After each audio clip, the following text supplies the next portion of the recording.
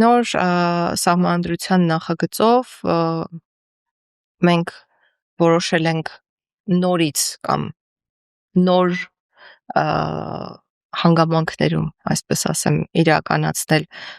վեթինգ ասվածը եւ կրկին վերադառնալ այս հարցին եւ ունենալ ինչ-որ մի ժամանակահատված, պայմանական դա կարող է լինել 2-3 տարի, որի ընթացքում բոլոր դատավորները կանցնեն պարտադիր ստուգում։ Նույն բարեվարկության մասին է խոսքը տիկին։ Այո, բարեվարկության ստուգման մասին է խոսքը, բայց դա կլինի ավելի լայն ծավալի եւ կվերաբերի բոլոր դատավորներին եւ դա անցնելուց հետո եթե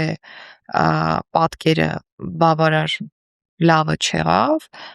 դատավորը իր պաշտոնին հրաժեշտ կտա։ Դա այնն է, ինչ որ վարչապետն ասում է, այսինքն սահմանադրության ֆիքսումը օրինակ դառնում է ժամանակավոր պաշտոնակատար, ու սկսում է ստուգվել իրենց բարեվարկությունը։ Իհարկե, այդ ստուգման մեխանիզմները հստակ պետք է լինեն։ Մենք շատ մեծ աշխատանք պետք է տանենք, որ ամեն ինչ շատ ճիշտ լինի իրավական տեսանկյունից եւ մեխանիզմը լինի այնպիսին, որ հնարավորություն տա օբյեկտիվ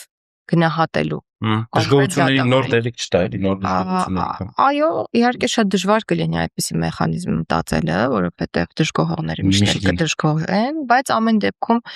ինձ համար էլ մեր ամբողջ թիմի համար շատ կարևոր է եւ քաղաքական թիմի մասին էլ է խոսքը, որ օբյեկտիվ լինի դա։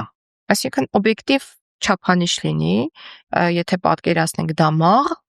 դրա միջով անցնողները շարունակեն պաշտոնավարել, չանցնողները ուղղակի լքեն համակարգը։